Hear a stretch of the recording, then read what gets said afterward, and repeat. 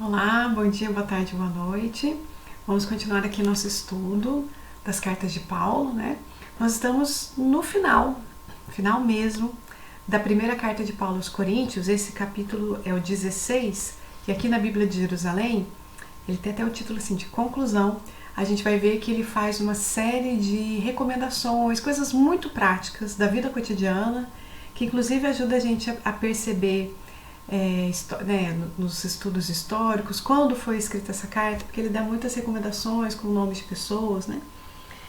Bom, aí ele começa assim, ó: quanto à coleta em favor dos santos, segui também vós as normas que estabeleci para as igrejas da Galácia. No primeiro dia da semana, cada um de vós põe de lado o que conseguir poupar. Deste modo, não se esperará a minha chegada para se fazerem as coletas. Então, aqui ele está falando de uma coisa muito prática que tem a ver com a organização financeira das comunidades, né, das igrejas. Toda obra precisa de financiamento, né, para poder fazer os trabalhos da própria instituição, enfim, para facilitar de alguma forma esse ir e vir de pessoas tão importante para divulgar, né? E aí também fica para nós essa pergunta, assim, o quanto a gente dedica do nosso dinheiro possível para algum direcionamento que vá além da nossa própria vida, né? Não precisa ser uma instituição hoje, né? Hoje não precisa ser uma instituição, mas pode ser aquele dinheiro que não está girando só na minha vida, né? E é interessante que ele fala no primeiro dia da semana, ou seja, no domingo. Domingo era ali um momento, né, de encontro e também de entrega daquilo que é possível poupar, né? Quando aí chegar, mandarei munido de cartas aqueles que tiverdes escolhido para levar vossas dádivas a Jerusalém. Então, assim, esse dinheiro é para ir lá para a igreja de Jerusalém, como a gente entende melhor lá no livro Paulo e Estevão. E se valer a pena que eu mesmo vá, eles farão a viagem comigo. Então ele está aqui organizando, a gente lá pelo livro, também pelos Atos dos Apóstolos, a gente pode ver, né, esses caminhos que Paulo fez entre idas e vindas de Jerusalém para levar esse dinheiro, né, para a obra ali, porque justamente, né, aquela obra precisava, assim, auxiliava centenas de pessoas e precisava de um financiamento que não fosse do próprio judaísmo, porque senão eles ficavam presos aos dogmas, né, aos valores, às condutas, enfim. Irei ter convosco depois de passar pela Macedônia, pois hei de atravessar a Macedônia, né? Isso aqui também condiz com o que está lá no Atos dos Apóstolos, que foi escrito pelo Lucas, né? Aliás, sugerido pelo Paulo, como a gente sabe, pelo livro Paulo e Estevão. É possível que eu me demore convosco, ou mesmo passe o inverno entre vós, para que me deis os meios de prosseguir a viagem, né? Então, ele prima, né? Ele deseja esse convívio com a sua comunidade de Corinto. Quero ver-vos, ele fala, não quero, né? Não quero ver-vos apenas de passagem. Espero ficar algum tempo convosco, se o Senhor o permitir. Nesses pequenos detalhes a gente vê a fé de Paulo, né? Quando a gente fala, e também é uma expressão cotidiana hoje, se Deus quiser, se a gente fala realmente de coração, a gente está entregando os nossos planos para Jesus, né?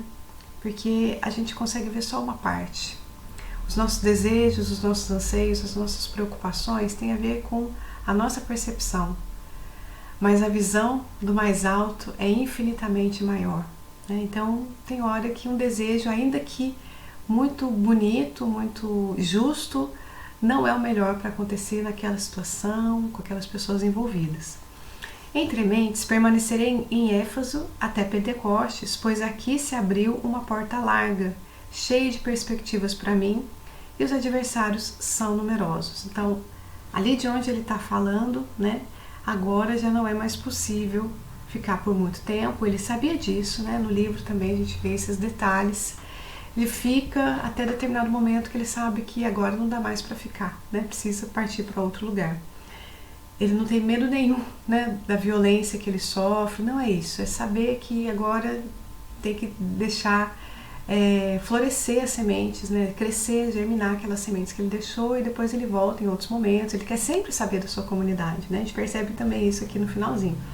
Se Timóteo for ter convosco, cuidai de que esteja sem receios em meio a vós, pois trabalha na obra do Senhor como eu. Por conseguinte, que ninguém o menospreze. Timóteo é jovem, né?